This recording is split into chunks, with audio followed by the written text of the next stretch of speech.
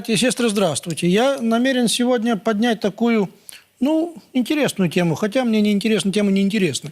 И я всегда пытаюсь что-нибудь такое найти. Татары и православие. Вот сегодняшняя наша тема. Оказывается, есть много татар, природных татар, которые крестились, обрусели, поменяли имена и полюбили эту русскую веру и так далее и тому подобное. Вот, например, Авраамий Болгарский. Или царевич Петр Ордынский, который вообще он Даир, Кайдагул, Чингизов, если так уж брать так. А там, по-моему, еще что-то пропущено. У них-то все это у нас сейчас, в Европе отчество забывают, а у них не забывают. У них там кто папа, кто дед, кто прадед. Они все это приштуковывают свое имени, потому такие длинные имена. Там Ибн это, там Аглы-то, да, Аглы сюда, значит, вот это получается такое большое имя. Так вот он Даир, Кайдагул, Чингизов. Еще Пафнутий Боровский. Внук Баскака, то есть сборщика податей.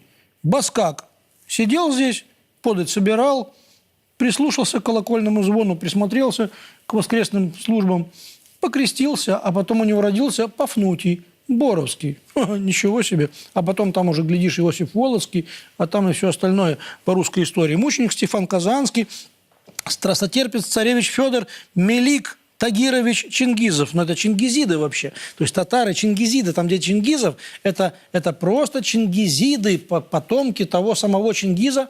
Значит, Айтматов тоже оттуда, кстати, наверное, по имени. Они сохраняют свою родовую принадлежность, но они вполне открыты к благовестию Христовому. И вообще есть такая мысль, что после русских, а также белорусов, а также укров, но не тех, которые море копали черное, а тех нормальных украинцев, этих юго-западных русинов, вот, тех, кто до Карпат дошли, там они так и называются русинами, этих русский народ, оказавшийся вот в тех областях. Кроме них, значит, украинцев, белорусов, русских, татары составляют четвертый по количеству и важности этнос вот в этом понятии «святая Русь», потому что их по количеству очень много. А вот сегодня, кстати говоря, далеко не будем ходить. Архимандрит Иов в Сретенском монастыре, известный писатель, талантливейший человек, образованнейший человек, Иов. Он вообще Шамиль Абельханрович Гумеров. Иов Гумеров. Все знают, может быть, книжки читали, а книжки достойны внимания. Он соединяет вообще искреннюю монашескую набожность с глубокими знаниями в разных областях, точных науках, в истории и прочее. У него дети священники, а он вот Шамиль Гумеров, татарин. Вот. Иерей Алексей, в скобках, Хаджи Мурат Тимурович Юсупов. Иерей Василий Асхат Минкалитович, ой, прости, если ошибся, Минахлидович Мухаммедшин. Короче, я могу ошибиться, потому что мой язык не все привык произносить, хоть я и люблю это произносить, между прочим. Мне близко вообще восточное, ближе западного. Не всегда, но часто. А есть такие имена для поминания. Говорит, кого поминать? Оказывается, татары. Кубрат, хан, Аспарух, Сартак, кровный брат Александра Невского. Есть твердые основания считать, что он был христианин. Улагчи, Берег-Шинханун, Семен Бекбулатович. Это уже времена Ивана Грозного. Кстати, касимовские татары, это под Москвой совсем, между Москвой и Муромом, Касимов.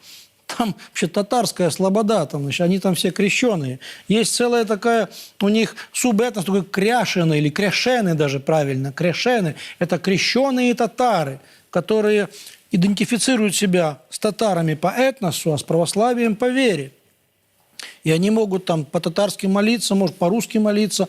И как-то вот у них это все... Я к чему это все говорю? К тому, что православие, оно шире, чем русский этнос. У нас русские, посходившие с ума, свастиками пообкалывались и пошли зиг-хайль говорить, и в язычники подались многие. А на их место придут непременно китайцы, татары, удмурты, уйгуры. Придут и займут их место. И будут у нас новые Аспарухи, Сартаки, Кубраты и Улагчи, Бекбулатовичи бывшие. Это Петр, Иван, Марья, Дарья, Агафья, Глаша. Даже будет вопрос такой, что не нужно им обрусевать. Не нужно им принимать непременно русские имена, потому что раз ты татарин, молись по-татарски, ходи на славянскую литургию, а мы еще ради тебя еще и будем читать «Отче наш», например, на твоем языке. А почему нет?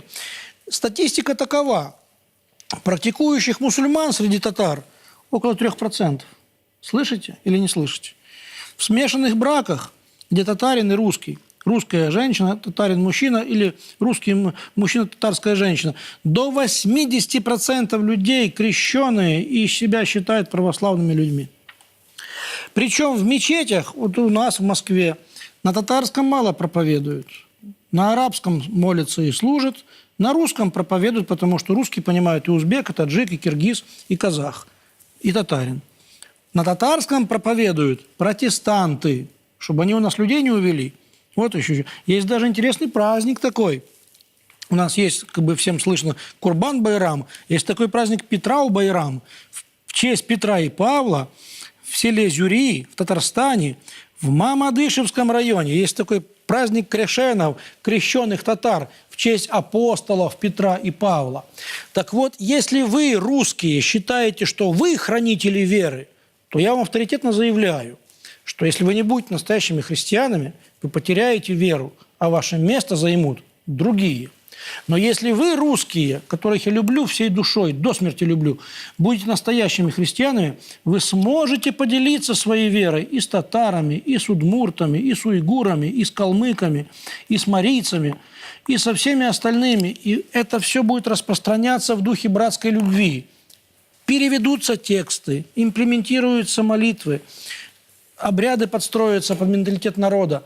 И мы будем теми, кем быть должны. Не националистами, но Божьим войском, воюющим со всяким грехом, с именем Господа Иисуса.